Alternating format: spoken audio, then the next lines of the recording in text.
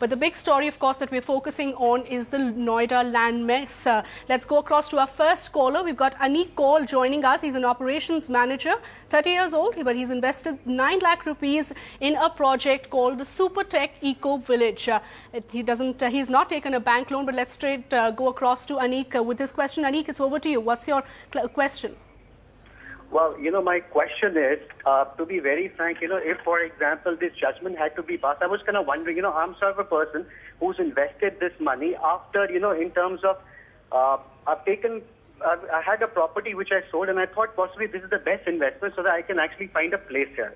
Now, I'm sort of a person who works 6 days a week, and I really don't have too much of a time. So I just know that, Supertech is a well-reputed builder, and I know if I invest money, it's going to be safe. Now, all of a sudden, this has come as a shock to me. You know what? This 9-10 lakh rupees which I've invested, these are my hard-earned money for that matter. If, for example, let's assume, there was no approval, or, for example, there was, all of this problem, in fact. So I was kind of wondering, why wasn't this sorted out? Was the government sleeping? I mean, didn't they know that, the construction was going on? Didn't they know about the farmer issue and all that? How come all of a sudden at the last moment, my money is stuck now? I really don't know what to do. Although the builder has given a surety that they might refund the money, but when?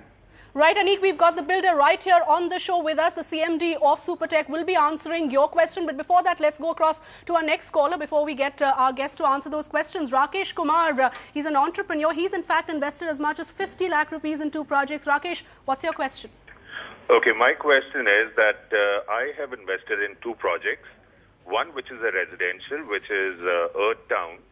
And I have invested into another commercial project of the same builder, which is Sapphire Court, which is in Knowledge Park 5.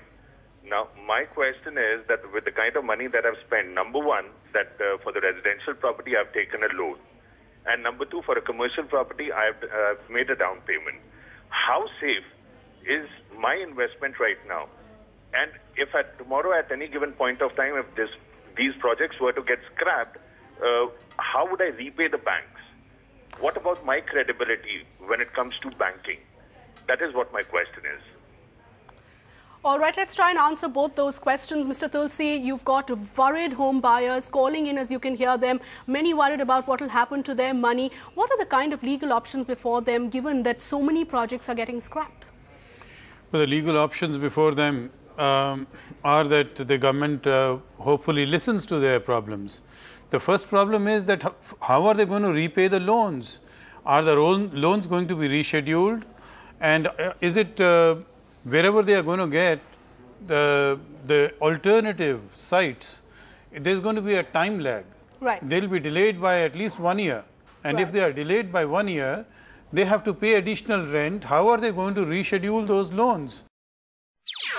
NDTV's cricket app, Android and iPhone. Fastest scorecard, special analysis, and much more. Download free.